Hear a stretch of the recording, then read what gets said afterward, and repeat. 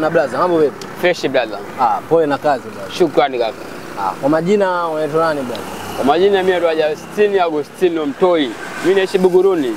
Nipo hapa nahitaji kujua mambo kadhaa kuhusiana na kazi yako ya kuuza madafu. Hii kazi mimi nimeanza kitambo sana. Hii kazi nimeanza rasmi kabisa 2019. Ndio. Yani 2019 mimi ndo nimetoka kijijini. Ndio. Nimekuja mjini hapa. Madafu kuna aina kama 3. Ndio. Aina ya kwanza ni maji matupu. Yaani dafu ambalo halina kitu chochote ndani. Ndio. Dafu la pili ni nyama laini. Ndio, nyama laini. Lakini pia kuna size ya kati. La mwisho tunasema ni nyama ngumu, yani ile kama nazi. Ndio. Hivi ni manufaa gani unayapata kwenye kazi yako ya kuuza madafu? Manufaa?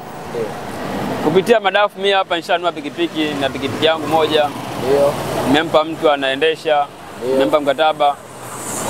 Lakini pia nimejenga nyumba. Unaweza kututajia faida za kutumia madafu? Yani faida ya kwanza ya madafu kwanza inaondoa sumu mwilini. Ndio. Lakini pia faida ya pili inakusaidia wewe kama kwa wale ambao wanafanya mazoezi, ndio, kuweza kurudisha yale maji ambayo yameondoka mwilini. Ndio. Lakini pia faida ya tatu, madafu yanasaidia katika mmeng'enyo wa chakula. Lakini pia faida nyingine, hii inasafisha kibofu. Unaweza kutueleza changamoto gani ambazo unapitia ukiwa kazini? Kuna wateja fulani wanakuambia nigee labda dafu la maji. Ndio. Unampa dafu la maji anakuambia sio tamu. Wakati dafu la maji linakuwaga halina sukari. Sasa yeye unampa dafu ambalo ni maji afa anakuambia mbona sio tamu. Au mwingine anakuambia nigee dafu la nyama. Unampa dafu la nyama anakuambia mbona halina maji mengi. Umeona? Kwa hiyo nao ni changamoto ambazo tunazozipitia hapa kwenye kazi yetu. Nyama. Hivi wateja wako haswa wanaoga ni watu wa aina gani? Zaidi hapa kijiweni kwangu wanaotumia sana ni wa kike. Yaani ukiona magari mengi yamesimama hapa ujue katika magari 10 magari 7 ni ya kike. Unazungumziaje kuhusiana na imani ya watu kuwa ukinywa maji ya madafu unapata ugonjwa wa busha? Kwa hiyo unasema hiyo ni imani potofu. Kwa hiyo ni kitu ambacho sio kweli brother. Sawa.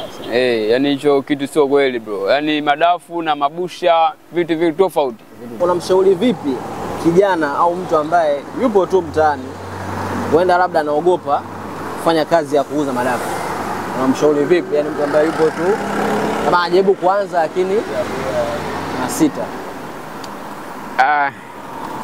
Mimi nirudie tena kwamba hii madafu ni biashara kama biashara nyingine, kwa sababu kuna siri kubwa ambayo watu wengi hawajaelewa. Hapa mtu anaweza akapata zaidi hata shilingi 10,000, 15,000 ambao ni sawa, ni tofauti na mtu ambaye amekaa hivyo nyumbani. Kwa hiyo vijana waache uvivu, waache kuchagua kazi. Vijana wapige kazi. Yani hajaishi kwamba wewe una labda, yani hajaishi kwamba wewe una elimu gani. Kazi ni kazi. Mimi naishi hapa Dar, si nalipa kodi na kula. Napata muda mzuri wa kupumzika. Ila napiga kazi ya madafu. Siwezi nikasema kwamba mimi niko na elimu ya kiasi gani, ila mimi naambia vijana waache kuchagua kazi, wafanye kazi. Shukrani sana kwa ushirikiano wako brother. Shukrani brother. Asante. Asante kaka. Asante.